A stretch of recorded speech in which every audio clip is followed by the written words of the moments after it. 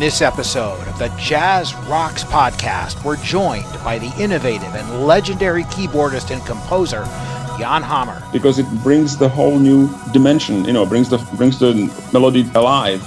And then basically once I put my hands on Minimoog, that was the end. I knew I found it. We explore his new album and listen to a Hammer classic. In fact, it's all Jan Hammer on this very special edition. Jazz Rocks podcast number 13 starts right now.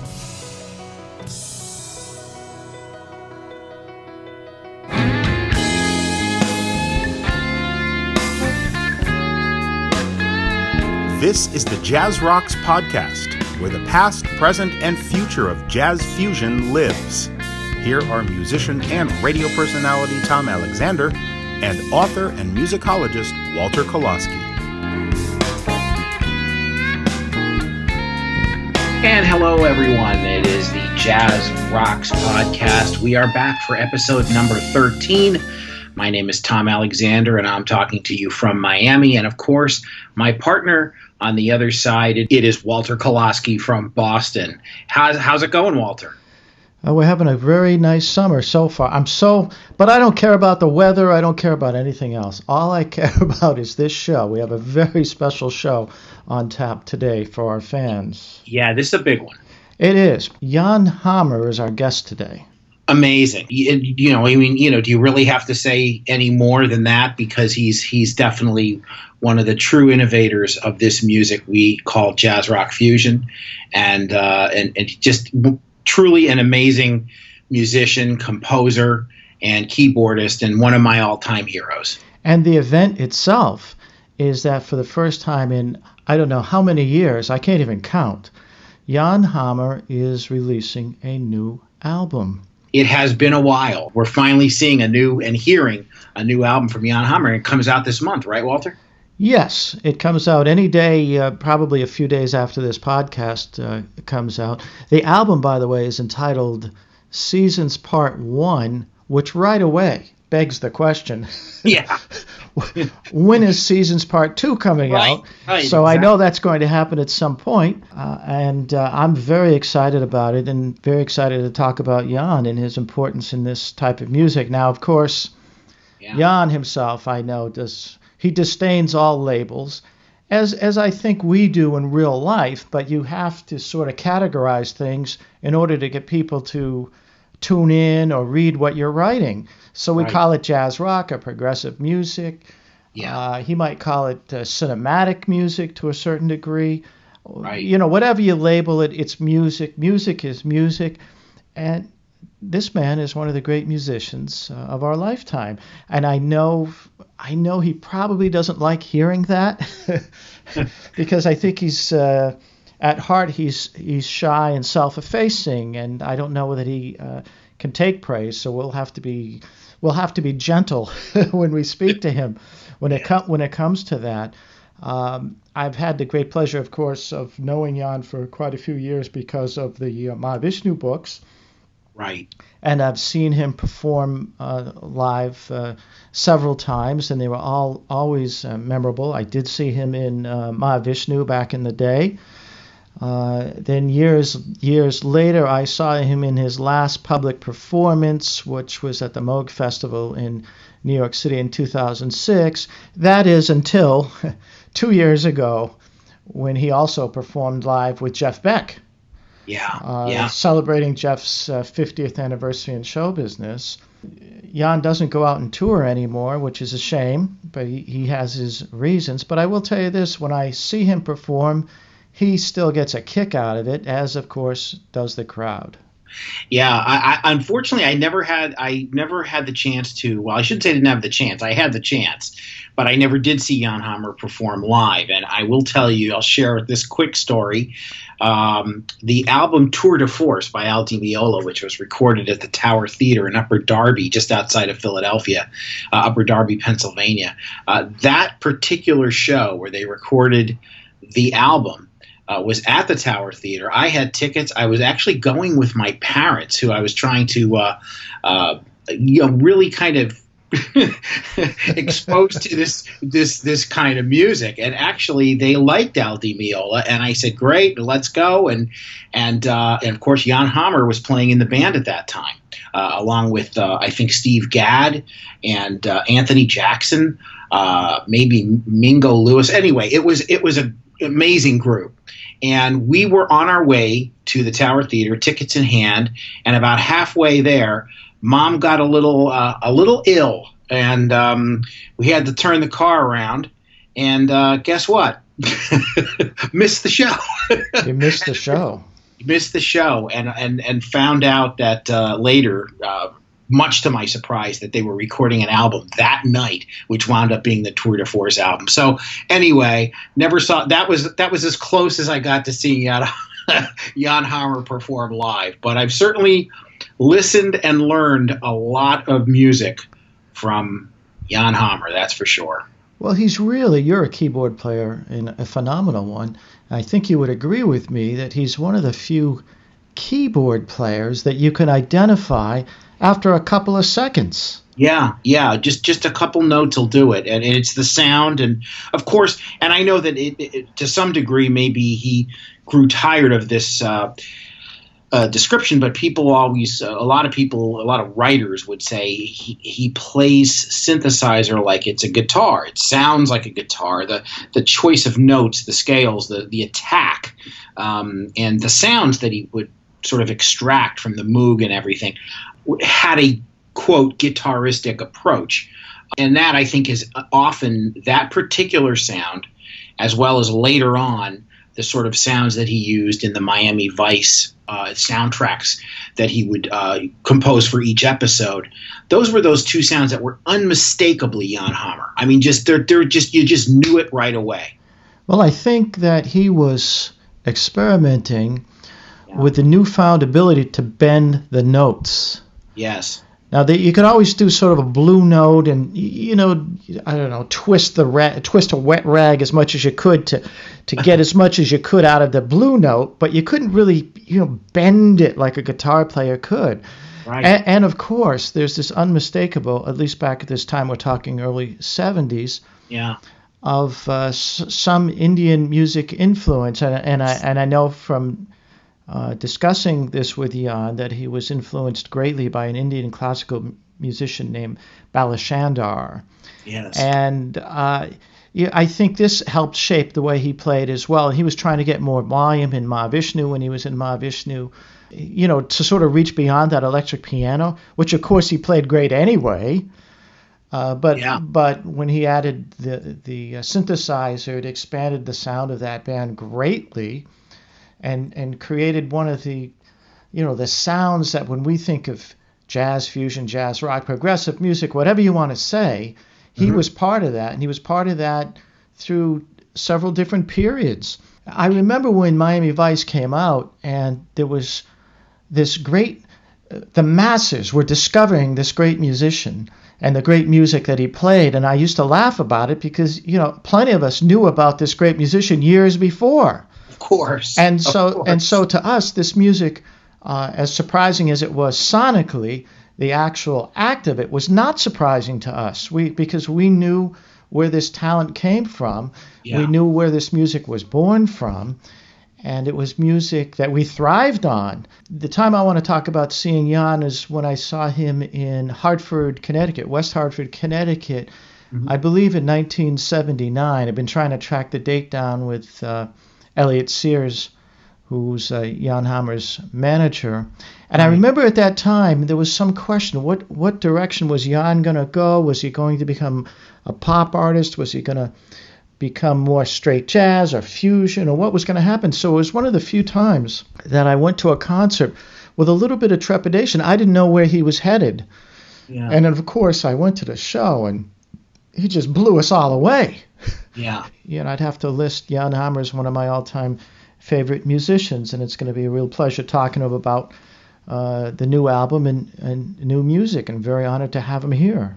Likewise. I mean, I can't wait. And the thing is there was just so many, as you indicated, so many periods, so many different kinds of music going on, going back to even prior to Mahavishnu. The music he did with Jeremy Steig.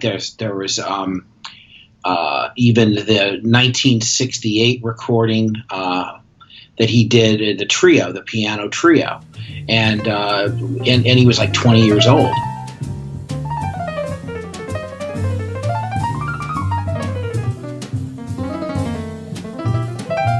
For me personally, the first 7 Days album, which was primarily just Jan and a couple guest musicians, the way he layered these sounds in an era when you did not have the ease that you have today with synthesizers. We're talking 1975, and all the connecting chords to the synths and everything, and trying to layer these sounds. And what he did on that album was just incredible. And of course he fused it with acoustic piano as well. And I just think it's just an amazing sort of almost neoclassical and incorporates European folk music and Indian music. And to me, I still listen to it all the time for inspiration. And in a way, foreshadowed things to come. I mean, this word cinematic, I do think it describes what he does, but it's cinematic. Yeah. You can almost listen to that and visualize, a movie behind it. Sure. Like Fantasia or something like that. Something like that that's behind it. Mm-hmm. And this is, the gist of the power that that he has with his composing and his playing. I mean, we could go on and on and on, but we only have so much time. We're going to play some music from Jan before we start talking to him, but before that, we're going to hear from some sponsors. Bass player Uroš Spasovic is at it again. This time out with his Uroš Spasovic project, he looks at things from yet another vantage point. This music is personal and reflective. On Third View, Uroš Spasovic once again displays a true understanding of the role of his instrument, both in composition and performance. Third View features special guests, guitarist Nur Felder and tenor saxophonist Bob Reynolds.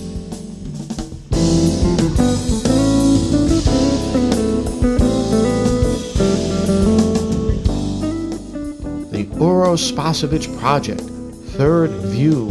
For more information, visit UROSPASOJEVIC.com. The Third View will have you looking at things differently. Available at Amazon, CD Baby, and iTunes.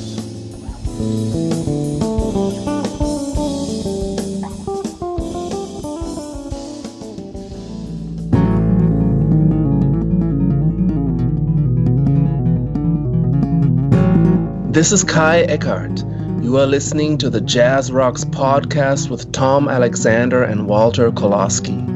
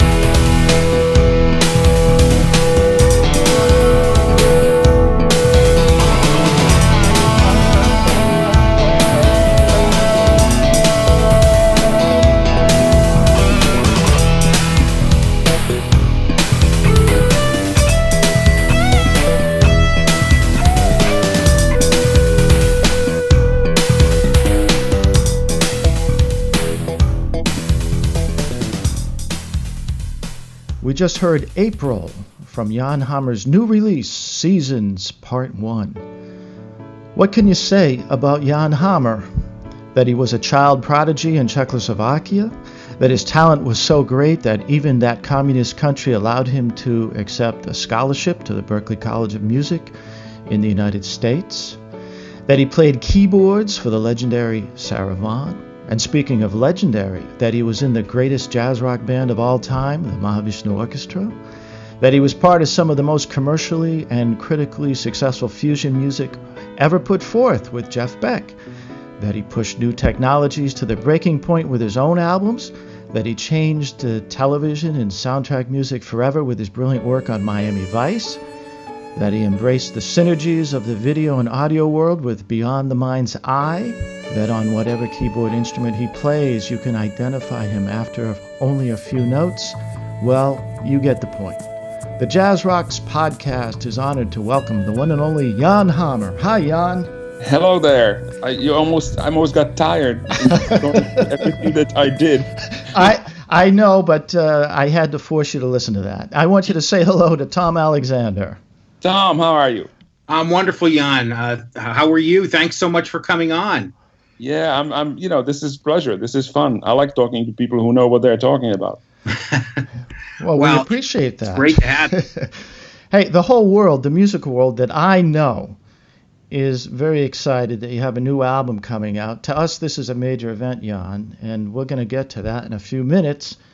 But first, Tom and I want to ask about things that I think we need to explore a little more for our listeners. Jan, at Berklee, as great a school as it was, you realized probably fairly soon that you'd learned much of what was being taught there already back in what was then Czechoslovakia. You realized you were going to learn more on the jazz scene in the Boston area. What was that scene like? Who did you play with? Where were some of the places that you played up there? Well, the first thing that I remember was, first couple of days in school, and there were, rehearsal rooms downstairs where we would, get together and play and, play with people. And I ended up playing with Junior Cook, fantastic tenor player, whom I, listened to with Horace Silver and, already in Prague. And so there was very much a big, shock and pleasant surprise. And then the scene in Boston was just totally fertile and, just bursting with talent. There was so many people. They were just wonderful. And so some of the places are probably a lot of them are gone now, right? The places that you played. But can you recall any of those specific jazz haunts or music places that you performed at? Well, the first thing that was actually a job that I had, a gig, sort of a steady gig for a few months, wasn't all that classy, but it was a strip joint in the Boston infamous Combat Zone. Yeah. And I played organ with a drummer, and we just started playing all kinds of modern stuff, like when Tony Williams and Larry Young, when John McLaughlin went through town with the Lifetime Band, we just picked up all those tunes and started playing them with the strippers. Obviously, the mafiosa boss wasn't too happy about it. Yeah. But ended up playing there, and kids from Berklee would come over to the strip club to listen to us play. So that was kind of nice. Now I'm from that area, and I still am, and I may have accidentally gotten off the MBTA stop in the Combat Zone a couple of times, Jan. Yeah. By total accident. Yeah. But I was talking to Rick Laird, for our fans out there, bassist for Mahavishnu, and he had mentioned when you were at Berklee, he didn't really see too much of you, but he knew that you had played up at the Combat Zone. Right. Now, did you go out? Did you see Miles Davis? Did you go out to Lenny's and the Turnpike? Did you see Miles Davis? Did you go out and hear some music at this time? Oh, yes. Obviously, that was I even have to falsify my driver's license to do a fake, because I was only 20 years old, and you had to be 21 to be let into jazz workshop and places like that. So George Mraz helped me fake my birth date in my driver's license. And obviously I went to see everybody. I had to go see first. I think first one I saw was Monk which was just a beautiful, beautiful. And of course, I saw Miles and Tony's Lifetime. And I went to Lenny's on the Turnpike once, and Herbie Mann was playing there, and Miroslav was playing bass with them. So I ended up sitting in with the band at Lenny's with Herbie Mann, and that was really great fun. Oh wow! How did you hook up with Sarah Vaughan? That all came down thanks to my great friend Gene Perlock, bass player, who was playing with her at the time, and they came through town, and I was like already going on pretty much close to 2 years in Boston, and it wasn't getting anywhere. It was like, we were playing some wonderful experimental music with people in different apartments, but as far as like, okay, so what's next? And just at that moment, Sarah Vaughan played the Paul's Mall, the supper club in Boston. And I went to see her, and I also met Gene through some mutual friends. And he mentioned something like that blew my mind, that, Sarah was going through pianists like one week at a time. They wouldn't last. And if I was interested to go for it. So I just said, okay, I might as well pick up and just go, leave Boston behind. And we went, the first gig, I didn't even get to rehearse with her. I just got the book. I went through the book for a while. And then we played the Hampton Coliseum, I think in Hampton News, what it's called. Virginia? Virginia, right. There was like a big jazz festival at the Coliseum. And the only rehearsal, we just ran through 2 or 3 tunes during a sound check. And then I was on my own. And apparently she was very happy.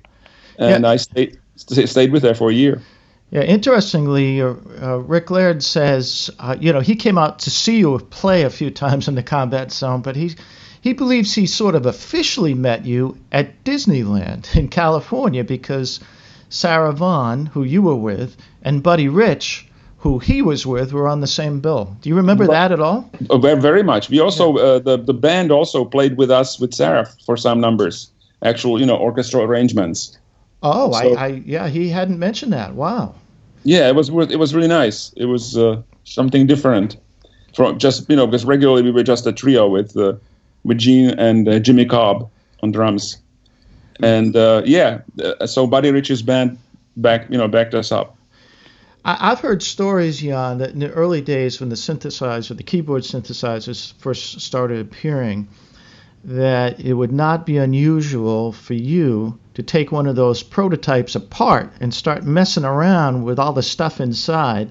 First of all, is that true? And no, that's an urban myth. That's an urban myth. Yeah, I could pull out a circuit board and replace it, into a socket.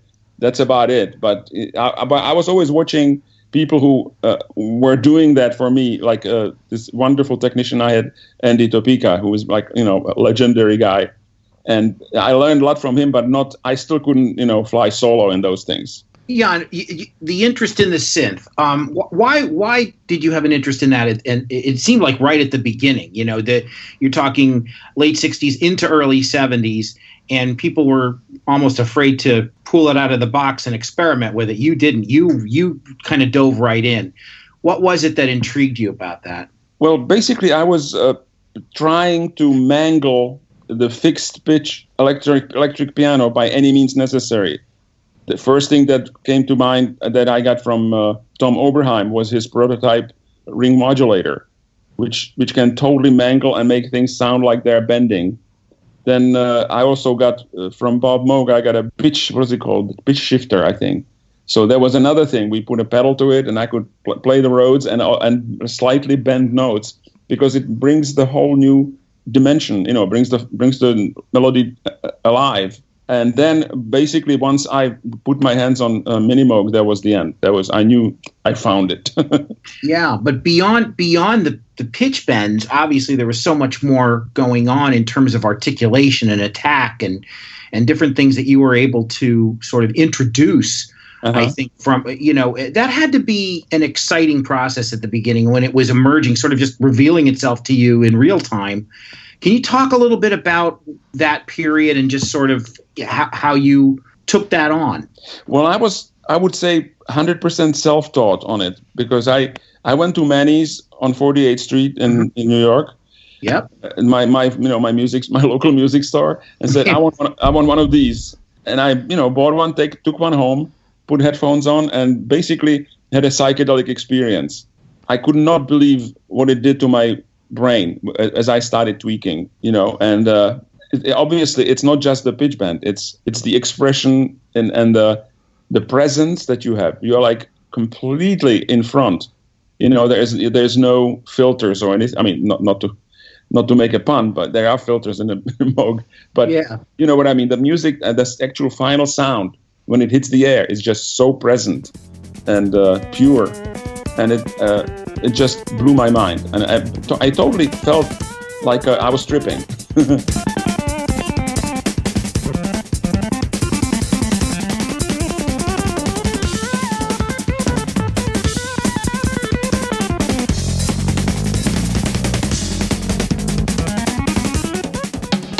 Hi, Tom Alexander here, co-founder of the band Earth Code. Our new album, Tones from the Middle Distance, is getting rave reviews. Brian Zimmerman from Jazz's Magazine calls the music impressive, genre-bending, threading through landscapes of jazz fusion, world music, and more, entering new sonic dimensions with every downbeat. And Jan Hammer says, it's wonderful, edgy, bluesy, and really beautiful.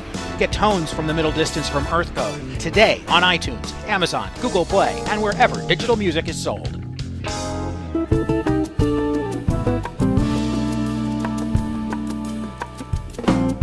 Hi, this is guitarist Steve Kahn, and you are listening to the Jazz Rocks Podcast with Tom Alexander and Walter Kolaski.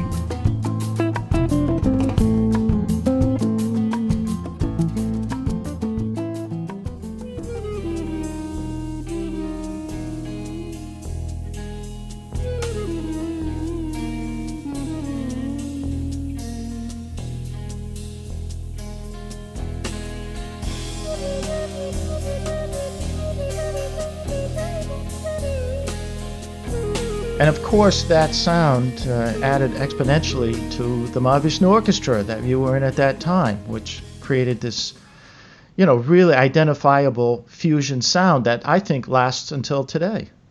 Well, basically, we graduated to 3 distinct lead instruments, which was really my aim all along. Because the piano was still sort of.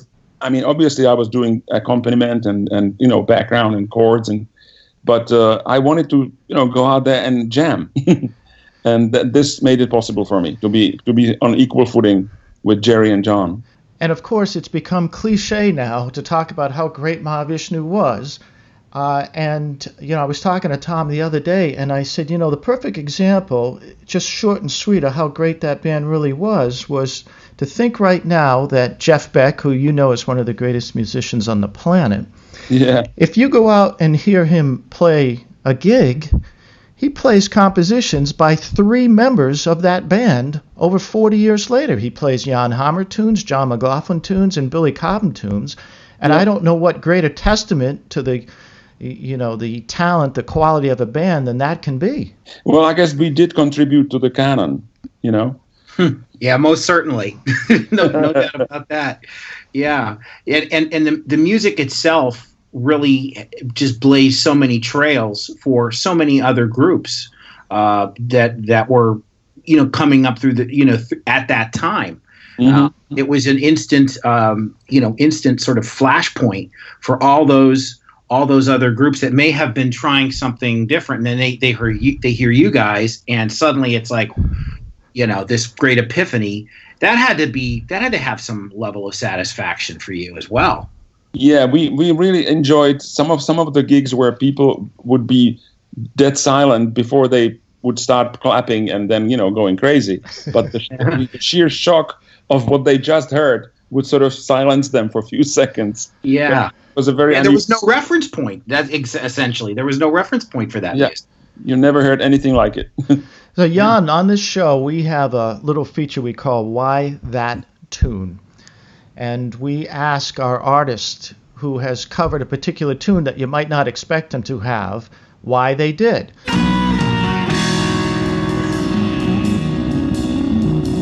Why that tune?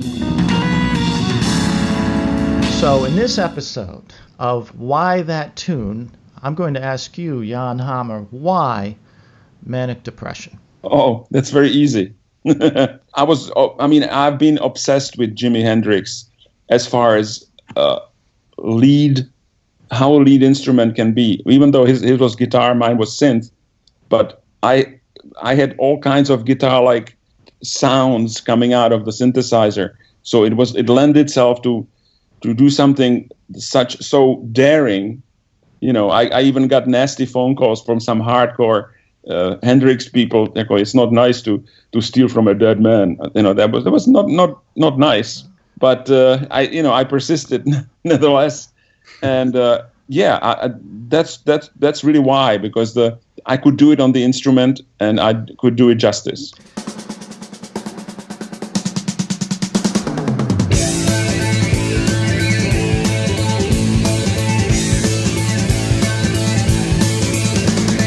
Manic depression is touching my soul.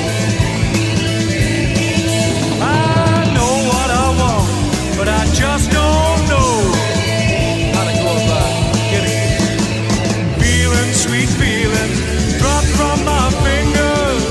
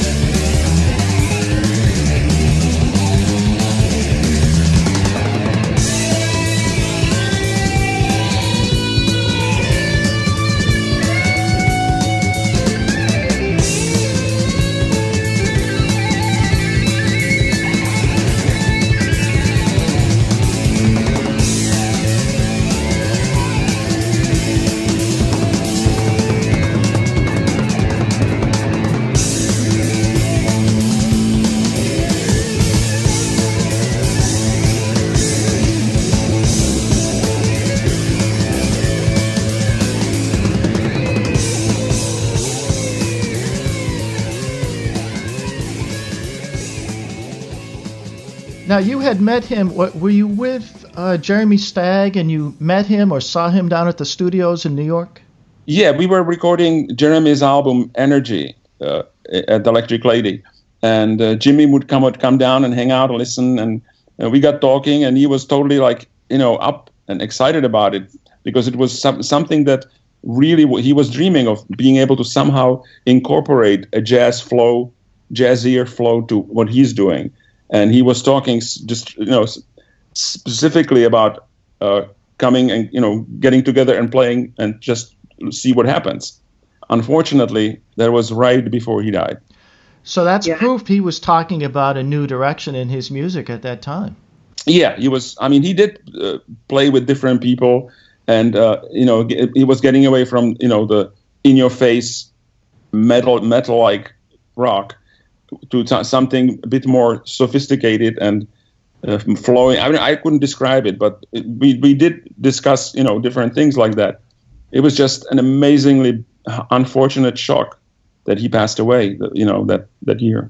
A lot of people comment on that, particularly people who are fans of this particular music, and they say, they almost have no doubt that he would have gone further in that direction, probably, collaborated with the likes of yourself, for example, and other players that, other fusion people who were playing fusion at the time that may have. Do you agree with that? Yeah, I would think there was something that would definitely happen. I mean, still parallel to his unbelievable career as a superstar in what his own thing was, but he wanted to branch out and incorporate some of that, and crossbreed the music so it will grow. Yeah.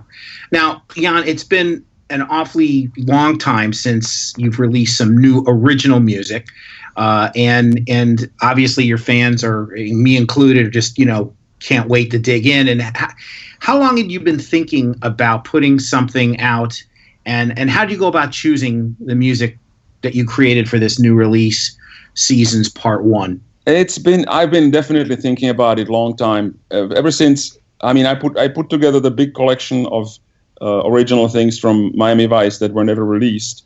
So that was the 2 CD collection. It was called Complete Collection, I think, right? Yeah. Since then, my mind, since I was submerged in that world for so long, I mean, that musical style and the approach to, it just kept going. You know what I mean? It's an organic process. So I kept coming up with ideas that sort of continued. It's not necessarily that they would sound very much like, the old Miami Vice tunes, but there's a certain string and thread that goes through it into the future and into the present. So those were the things that I was coming up with, except they came out, as sketches. And all I had to do was just, sit down and finish them. And that was the long part. I mean, that's. I guess a lot of people go through that struggle. Now, have you kept up with the technology in your studio over the years, or what type of software are you using? Keyboards are you using to develop or create this music that we're going to hear on this new release? Yeah, this is pretty much a hybrid production with some of my favorite Korg and Kurzweil keyboards that I've collected over the years and that I still go back to. But then there is a whole other half of it, which is working in Pro Tools, using all the virtual instruments, like from native instruments. There's, just beautiful things that they came up with. So a lot of it is combination of the two worlds. And it's all definitely, in the end, done in Pro Tools and processed and mastered with the most hip processing power. Jan, Seasons Part 1 sort of suggests that Seasons Part 2 can't be too far away. Can you fill us in? Can you break some news here about Seasons Part 2? Well, there was already a bunch of tunes that didn't make it to this one. So those will be on the next one already, and they're almost finished. And then there is again accumulation of more sketches that are from the same universe that will actually mature to adult age to be able to let out into the world. So it'll be like Vivaldi. We'll get 4 seasons, perhaps. I wouldn't go that far, but I can tell you that part 2 will be there. I don't know the date. Now, in our opening segment, which you have not heard, Tom and I discuss labeling music, and quite sure that you don't enjoy labeling music or you don't approve of it. But if you had to sort of describe this music for the listener, what type of music are they going to be hearing? I keep coming back to something like a hybrid description as soundtracky pop rock. Okay. I think that is a good description. Because, there are the 2 suites too, with the extended pieces, which actually, they border on little classical roots in there too, and they just flowed through those different layers. So I think that's what it is. It's got, all those elements are in it. And I mean, it is also, electronic, obviously, but the rock always sort of wins. And the other angle that over the years, I've been fortunate to find instruments that had guitar-like qualities. Obviously, everybody knows that about me. But there are varieties in those. So this record, I'm pretty much highlighting the different types of guitar-like situations that are my favorite. So you can hear that as you go through the tunes. There are different sounding lead instruments and solo instruments. And I think it goes without saying, knowing your past recording history, that you play everything we hear. Right. Which, so we get to hear the full round of ammunition, as it were. And so we're really excited, not only that you have this album coming out, but that you chose to come on here and speak with us about it. And for our podcast listeners, for more information, please check out Jan's website at janhammer.com. Visit his new official Facebook page. And also you have a new official YouTube channel that we want people to go visit. There's great stuff there. Yeah. The release date for Seasons Part 1 is July 20th, and it will be available everywhere as a digital download. And for those of you who are still into physical CDs, as Tom and I are, you can go to Amazon.com. We are going to close out this interview with another selection from Jan's new album. This is the title cut, Seasons. And thank you so much, Jan, for joining us on the Jazz Rocks podcast. It was extremely pleasurable. Thank you to yourself. Thank you, Jan.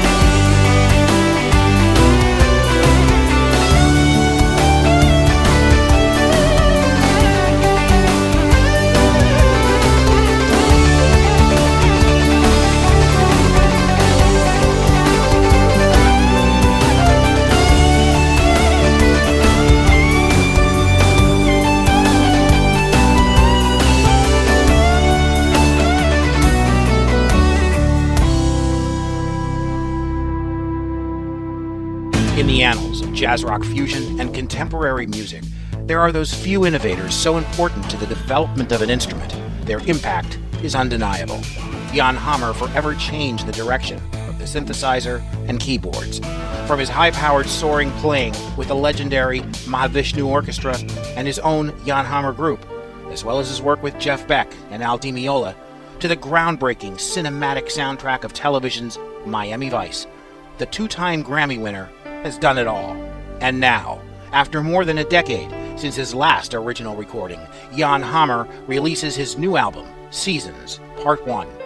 Hypnotic rhythms, stunning orchestral themes, global melodies, and the unmistakable Jan Hammer sound make this latest release a must for any music lover. Seasons, Part 1, from Jan Hammer, available in CD format on Amazon and digital download anywhere music is sold. Get your copy today.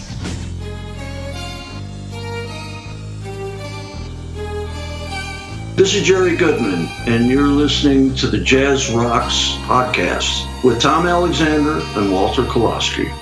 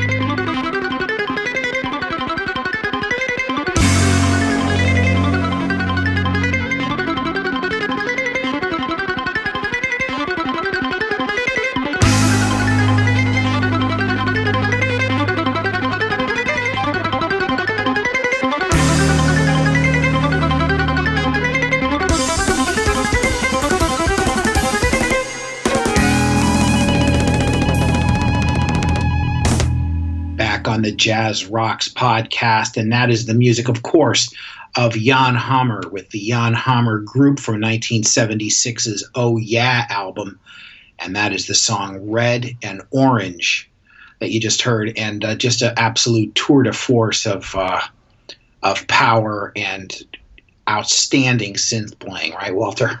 That is such a classic. Oh. That is such a classic. And, of course, there's another version of the tune, another classic or legendary album, Timeless. Yes. From John Abercrombie with Jan Hammer, Jack DeJohnette, and the late John Abercrombie. Yes, fantastic record as well. And actually, Jan's playing organ on that version, and it's terrific.